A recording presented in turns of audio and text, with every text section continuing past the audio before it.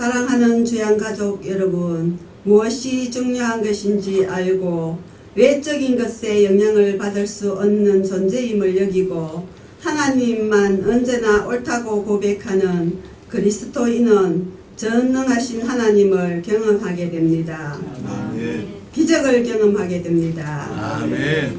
우리는 신앙 고백을 이렇게 합니다. 나는 전능하신 아버지 하나님, 천지의 창조주를 믿습니다. 아멘. 정말 믿음으로 고백하십니까? 아멘. 그렇다면 전능하신 하나님을 믿는다는 뜻은 무엇일까요? 요한복음 3장 16절 말씀을 보십시다. 시작. 하나님이 세상을 이처럼 사랑하사 독생자를 주셨으니 이는 그를 믿는 자마다 멸망하지 않고 영생을 얻게 하려 하심이라. 아멘. 하나님께서 세상을 그리고 우리를 나를 사랑하여서 독생자를 주셨다고 선언하고 있습니다. 정말 이 진리를 믿으십니까? 아멘. 하나님께서 나를 사랑하셔서 독생자를 주셨다는 진리를 믿는다는 말은 이런 의미가 있습니다. 세 가지가 있는데, 첫 번째, 십자가를 바르게 이해했다는 것이고, 두 번째로는 부활을 바르게 이해했다는 것이고, 세 번째는 성령을 바르게 이해했다는 뜻입니다. 아멘. 첫 번째로 십자가를 바르게 이해했다는 뜻은, 십자가는 예수님께서 나를 위해서 죽으신 자리가 분명합니다. 아멘. 만약에 나를 위해서 죽었다는 희생과 헌신, 그리고 오래 참으셨다는 것으로 십자가를 이해한다면 영생의 비밀을 발견할 수가 없는 것입니다. 그저 참으려고 그리고 견디려고 했다는 것입니다. 영생의 비밀을 발견하는 것이 중요함을 기억해야 합니다. 아멘. 그러나 예수님께서 내가 되어 십자가에 죽었기 때문에 나도 같이 십자가에 죽었다. 아멘. 그렇기 때문에 옛사람은 죽었음을 발견한다면 바르게 십자가를 이해한 것입니다. 아멘. 더 나아가서 그 사람이 죽었기 때문에 나는 모든 죄와 저주가 끊어졌음을 알게 되고 또 악한 영의 종로로 탈 수 없는 존재가 되었다는 것을 발견했다면 바르게 십자가를 이해하는 것입니다. 아멘. 믿음으로 반응했다면 그 사람은 또 바르게 십자가를 이해했다는 것입니다. 그리고 두 번째로 부활을 바르게 이해했다는 뜻입니다. 부활은 예수님께서 완벽한 몸의 모습으로 부활한 자리가 분명합니다. 만약에 그냥 기적으로 부활했다는 생각에만 부활을 이해한다면 때가 되면 믿게 된다는 그 수동적인 사람이 되며 성령님께서 너의 마음을 감동시킬 거야 이런 신비로 빠질 수 있기 때문에 영생의 비밀을 발견할 수가 없다는 것입니다. 그러나 예수님께서 내가 되어 부활하셨기 때문에 나도 같이 부활했다. 아멘. 그렇기 때문에 예수님처럼 나도 새로운 존재임을 발견했다면 바르게 부활을 이해할 수 있다는 것입니다. 아멘. 믿음으로 반응한다면 그렇게 바르게 부활을 이해한다는 것입니다. 부활을 이해했다는 뜻은 또 두 가지의 의미가 있는데 그것을 알아야만 합니다. 그 첫 번째는 순종할 때 하나님은 매 순간 하나님의 사랑을 나타내 보이셨습니다. 아멘. 병든 자로 치료할 때 예수님 스스로 치료한 것이 아니라 아버지 하나님의 말씀에 순종했기 때문에 치유가 나타났다는 하나님의 사랑을 경험하는 것입니다. 아멘. 그래서 마지막 죽음의 순간에도 죽기까지 순종했을 때 인간이 견딜 수 없는 순간 그 마지막에 죽음의 순간까지도 순종했을 때 그랬을 때 그 하나님의 사랑을 나타내 보이신다는 것입니다. 하나님은 사랑을 나타내 보이셔야만 했는데 그 사랑이 바로 부활이라는 것입니다. 아멘. 다시 말해서 예수님의 부활이 나의 부활이 되고 나는 새로운 피조물이라는 뜻은 나도 예수님처럼 말씀에 순종하면서 하나님의 사랑을 경험했다는 믿음의 결단이 세워졌다는 뜻입니다. 아멘. 그렇기 때문에 나는 싸나 죽으나 주를 위해서 사는 자, 십자가의 부활 앞에 직면하는 그리스도인은 말씀대로 사는 것이 당연한 것입니다. 아멘. 그렇기 때문에 부활 앞에 직면한 그리스도인은 악한 자가 만지지도 못하는 존재이며 아멘. 천군 천사들이 지키고 보호하는 존재이며 아멘. 좋은 밭의 상태가 되기 때문에 아멘. 복 100배의 복을 받을 수 있는 것입니다. 아멘. 그렇게 은혜가 된다는 것입니다. 아멘. 그리고 두 번째는 부활은 보이지 않는 세계가 있다는 것을 나타내 보이신 것입니다. 눈에 보이는 것이 전부가 아니라 보이지 않는 세계가 있다는 것을 부활로 확정해 주셨다는 것입니다. 그렇기 때문에 십자가로 옛사람이 죽었고 종로로서 할 수 없는 존재임을 발견했다면 부활로 완전히 새로운 존재가 되었으니 보이지 않는 세계를 위해서 살아간다는 그런 뜻입니다. 육신의 정욕과 안목의 정욕과 이생의 자랑으로 살던 사람이 죽었다면 바쁜 것을 위해서 살아가는 사람이 아니라 바쁜 것을 위하여 살아가는 그 사람 죽었습니다. 아멘. 중요한 것을 위해서 살아가는 자, 보이지 않는 세계를 위해 살아간 자는 그런 뜻입니다.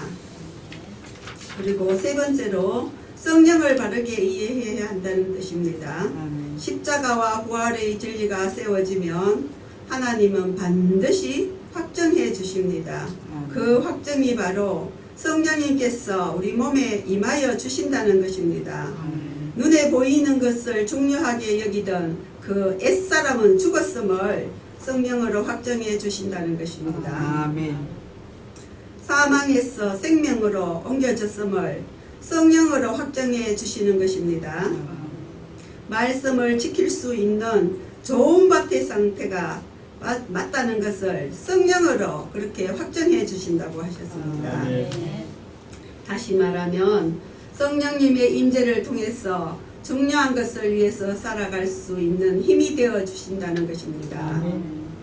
성령님의 임재를 통해서 새로운 피조물로 재창조하신 복음의 능력이 더 빛을 발할 수 있다는 것입니다. 결론적으로 말하면 하나님께서 나를 사랑하셔서 독생자를 보내주셨다는 뜻은 무엇이 중요한 것인지 발견했다는 뜻이 되는 것입니다. 할렐루야.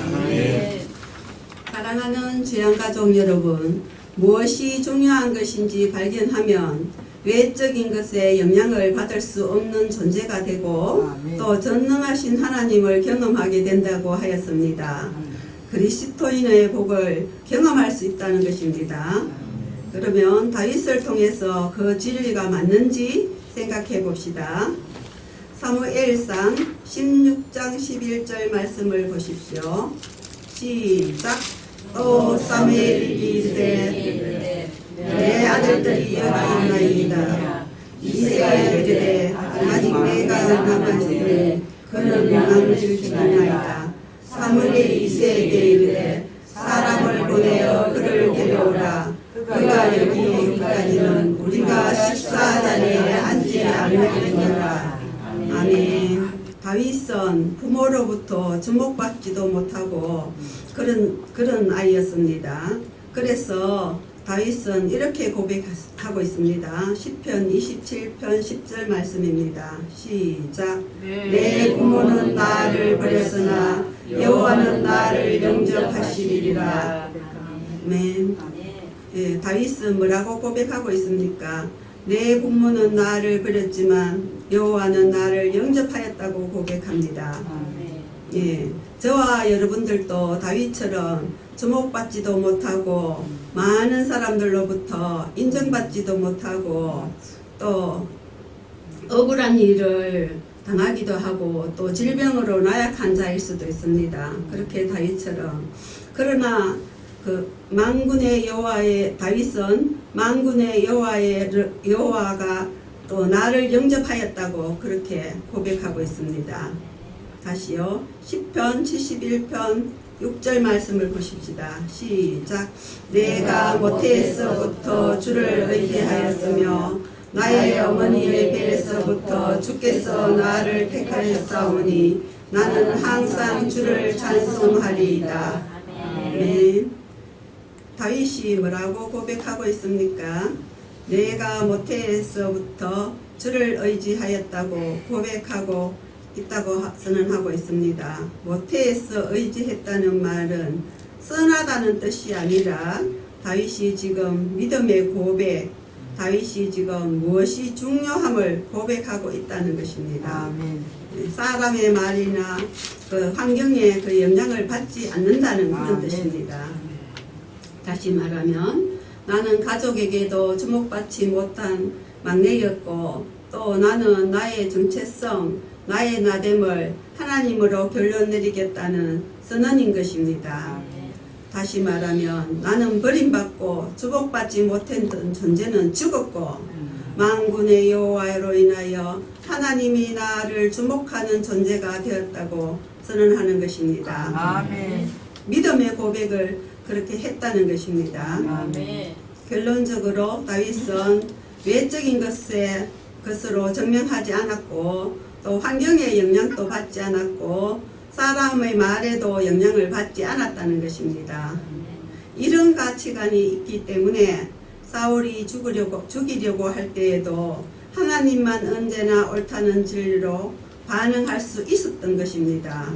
그렇게 다시 말하면 신앙은 천국 가기 위해서 믿는 것도 아니고 또 일이 잘 되기 위해서 믿는 것도 아니고 또 부모가 믿었기 때문에 믿는 것도 아니고 신앙은 하나님과의 관계가 중요하다는 것입니다. 아멘.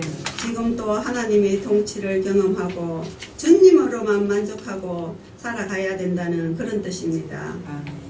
사랑하는 주양가족 여러분, 다윗은 무엇이 중요한 것인지 알고 외적인 것에 영향을 받을 수 없는 존재로 여기며 늘 언제나 하나님만 언제나 옳다는 그런 진리로 살았습니다. 그 결과 전능하신 하나님을 경험하게 되었다는 것입니다. 그래서 오늘 본문 말씀을 사무엘상 17장 45절 말씀을 다시 한번 보겠습니다. 시작. 다윗이 블레셋 사람에게 이르되 너는 칼과 창과 단창으로 내게 나아가거니와 나는 만군의 여호와의 이름 곧 내가 모욕하는 이스라엘 군대의 하나님의 이름으로 내게 나아가노라. 아멘. 아멘. 사랑하는 주양 가족 여러분, 이때의 장수들은 많았습니다. 그런데 그 누구도 하나님의 살아계심을 그리고 하나님의 전능하심을 생각하는 사람이 없었습니다. 그리고 사울과 용사들은 많았고 그러나 그 많은 사람들은 하나님을 경험하지 못했다고 합니다. 왜 그렇게 경험하지 못했는지 그렇게 보시겠습니다. 외적인 것에 영향을 받고 있었기 때문입니다. 다시 말하면 전능하신 하나님을 경험하지 못한 이유는 외적인 것에 영향을 받고 있었기 때문입니다. 믿음이 흔들리는 그 이유는 내가 지금 외적인 것에 영향을 받고 있다는 것입니다. 그러나 믿음이 흔들리지 않는다는 것은 기름 부음이 넘치기 때문이 아니라 내가 지금 외적인 것에 영향을 받을 수 없는 존재라는 아멘. 그 진리를 굳게 믿고 있기 때문입니다. 사랑하는 주양 가족 여러분, 아주 중요한 영적 원리를 발견하셔야 합니다. 사울과 그 시대의 장수들 그리고 소년 다윗, 이 사람들은 평범할 때는 어느 곳에 영향을 받고 있는지 알 수가 없다는 것입니다. 그러나 위기 상황일 때 그 사람이 어느 곳에 영향을 받고 있는지 알 수 있다는 것입니다. 다윗이 환경에 그리고 사람들의 말에 영향을 받지 않았고 또 부모가 인정해주지 않고 그렇더라도 않았더라도 다윗은 환경에 영향을 받지 않았다는 것인데, 결론적으로는 소년 다윗은 부족하고 또 부족하고 그렇지만 골리앗을 무찌르고 전능하신 하나님을 경험했다는 것입니다. 아멘. 말씀을 그렇게 보는 이유, 기도를 하는 이유, 그 다음에 성령 안에 있는 이유는 위기 상황에 예수를 증명하기 위한 것입니다. 위기 상황에 하나님만 언제나 옳다는 진리로 있기 위함입니다.